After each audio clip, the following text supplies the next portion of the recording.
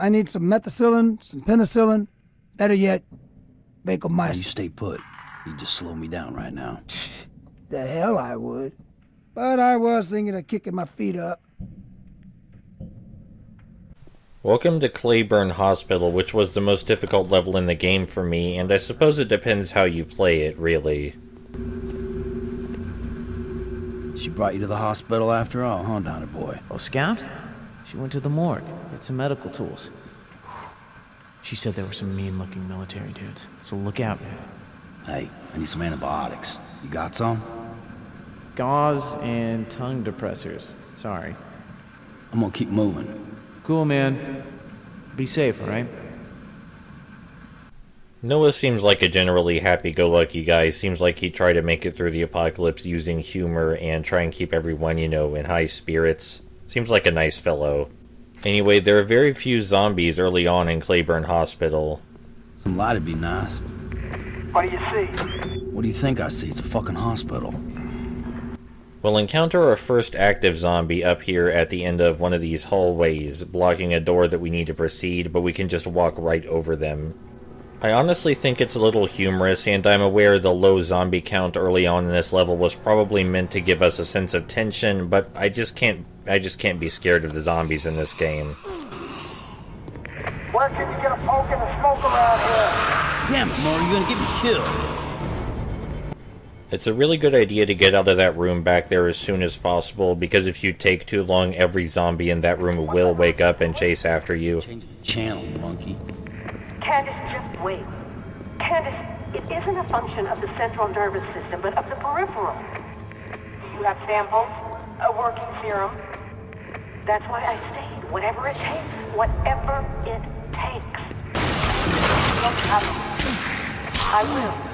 Lieutenant Rose is working with his men as we speak. Yes. So we could hear from that conversation that someone's still here looking for a live sample so that way they can research this disease, whatever you want to call this zombie disease, and find a way to stop it.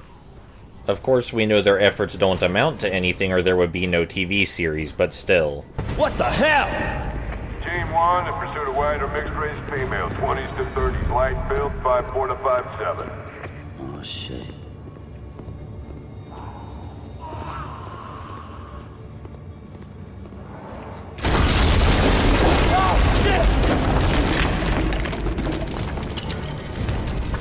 Team 1, contact with infected. Weapons free. Fire at will. And from here on, the zombies start to appear in much larger numbers. I recommend dealing with any stragglers in the main hallways, but in big rooms, you should run past them whenever you can. Hey, Merle, you there? Of course I am. Hell, I thought you bought it. Someone's here. Maybe they can help. I'm gonna go check it out. You say there's someone else here and maybe they can help, but you just heard a radio conversation about a lady looking for a live sample and then heard military men chasing down who I assume is Scout. Probably to use her as a live sample. So I'm not sure they're interested in helping so much as using you as a sample to figure out how this disease works.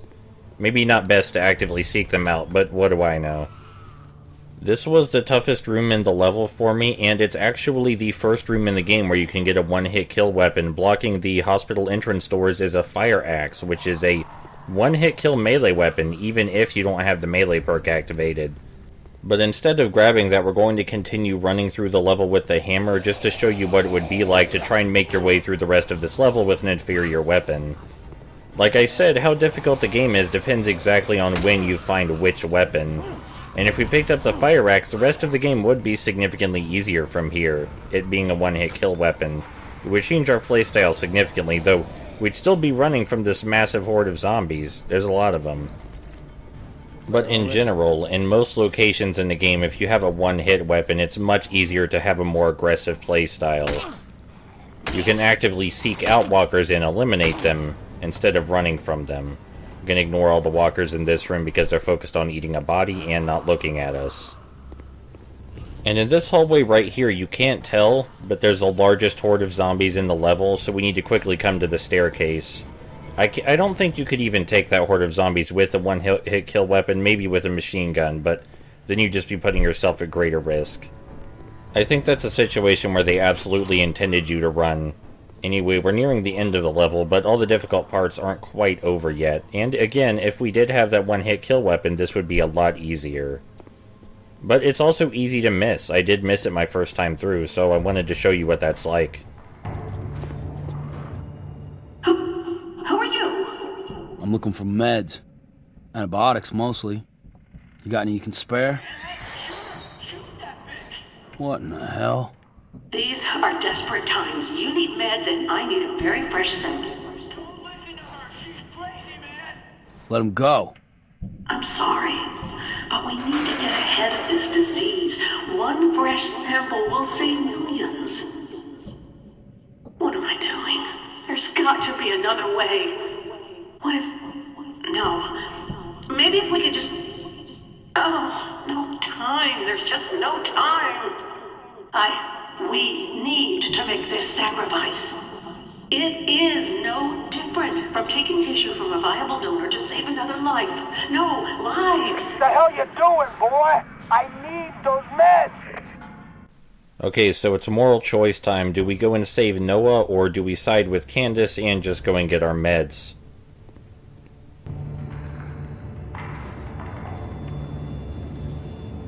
I need those meds. Go! It isn't safe! I don't know if I can fix this, so you need to get out. What have I done? Oh, God. You need to run. Run! Just go! I can find a way. So we've made our choice, and it's now impossible for us to choose to rescue Noah instead. This is probably the most interesting story divergence, and it does have a consequence later, though the consequence is easily avoided if you're aware how. Still, I guess it's an interesting moral quandary, needs of the few versus the needs of the many. Generally, I side toward the needs of the many, but I understand it's an incredibly heated argument. It's a lot easier to be empathetic toward people with a face. And you know, Noah had a nice face. I'm sure it's not so nice now with the zombies eating it and whatnot, but he had a very nice face. I do wish that there were statistics at the end of this game, like for the Telltale game, so that way I could see how many people chose to save Noah. I suspect most people would choose to save Noah instead of side with Dr. Candace. Anyway, this is the last difficult stretch of the level. We have to run all the way to the parking garage. If we had the fire axe, we could take out almost all of these walkers, but we don't.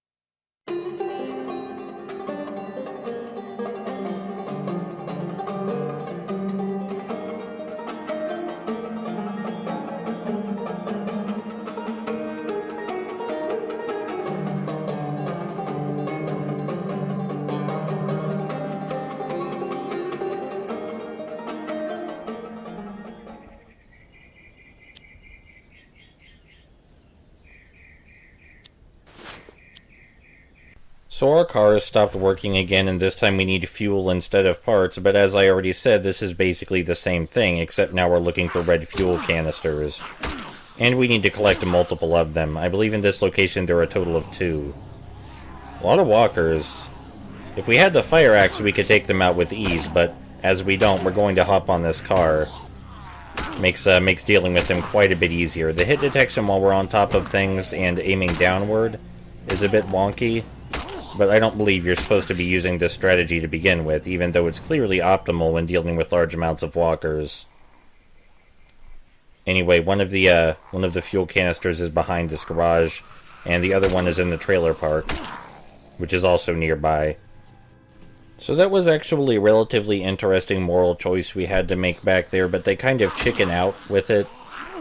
I suppose it makes sense because Daryl has a predetermined character. You know, he's a person from the TV series. He's not an avatar for the player. But Daryl doesn't really affirm that he thinks what Candace is doing is correct. You know, they kind of paint it in such a way that he's only ignoring Noah so he can get the meds. because he wants the meds from the doctor, and he doesn't have any proof that Noah would have the meds. So they paint it as a choice between getting the meds or saving Noah. Not bad. Which is a chicken way. It's a chicken way to bring up the moral argument of the needs of the few versus the needs of the many. But it's something. But even if the story says Daryl made the choice for a specific reason, I'm aware of what reason I made the choice for. Now, would I beg for my life in Noah's situation? Absolutely. Most people don't want to die, myself included. But that doesn't mean it would be wrong to kill me to save other people.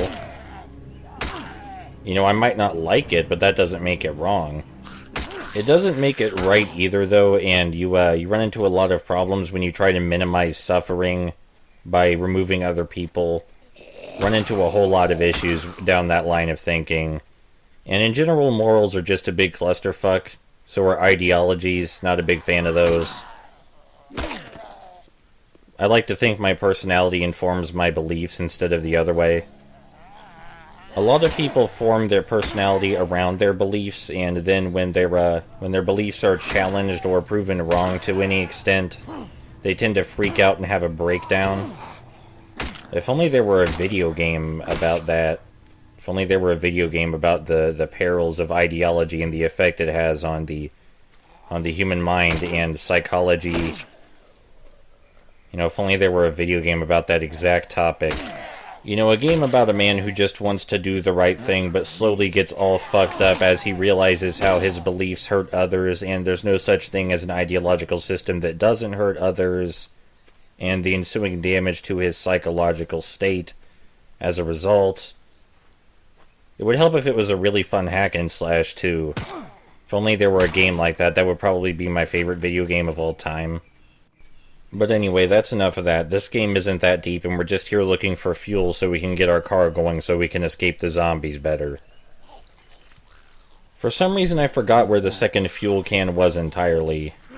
It's a little personally frustrating because I know exactly where it is, but for some reason past me didn't, even though I'm fairly certain I had this location memorized during the recording. Maybe there was some reason I just went around killing zombies and spent extra time in the level. I think it might have been so I had extra time to talk about the narrative stuff at Cleburne Hospital, but it also looks like I'm genuinely lost. Anyway, here's the fuel can right where I said it would be. That was awkward and embarrassing, but now we can at least get out of here.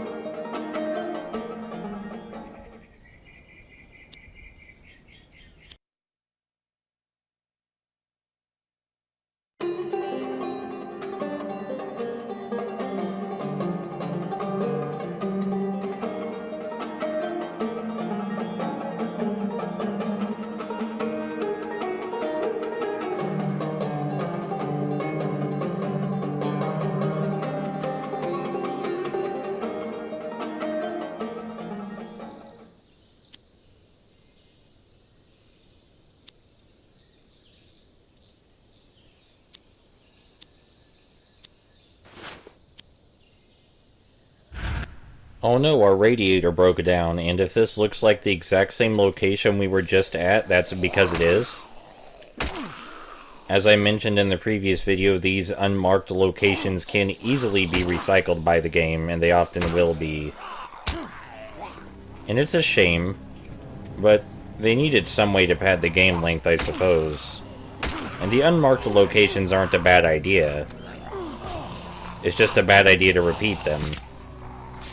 It may have seemed like a bad idea to back ourselves into a corner, but if we back ourselves into a corner, we can do the grapple QT with less hassle, because we won't have to worry about being attacked from behind, at least. Zombies can break through doors, by the way. I'm not sure... Excuse me, I'm not sure if we'll ever get to see that, though. I was confused because for a moment I thought the car part was in that small room, but then I remembered that's when you lose the battery, not when you lose the radiator hose. The radiator hose is over here. I should have just been looking at the compass. So I do find most of the criticisms about this game to be legitimate, and the reuse of unmarked locations in high frequency. That's a criticism I can agree with absolute certainty. These locations shouldn't have to be reused, especially since there's a decent number of them and the game isn't that long. You can actually go through the game without seeing some of the unmarked locations, but you'll instead end up seeing the same ones multiple times, and that's just fucked up. They had enough variety in unmarked locations here, it's just that they don't use them all. I suppose it's another thing that's meant to vary dependent on your playthrough. But most people only did a single playthrough of this game, so that doesn't come across properly either.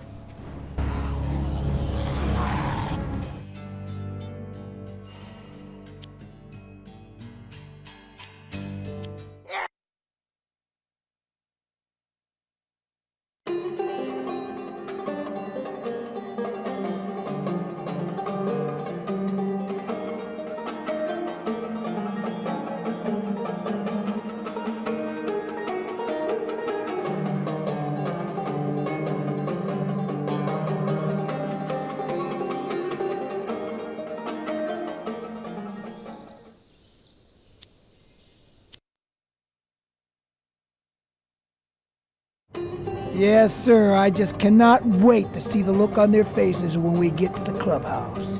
They gonna do right by us tomorrow? Yes, sure they will. The Savage Sons Motorcycle Club is a loving crew. Yeah, they sound it. Don't get your panties all in a bunch, son. Shit, you see that?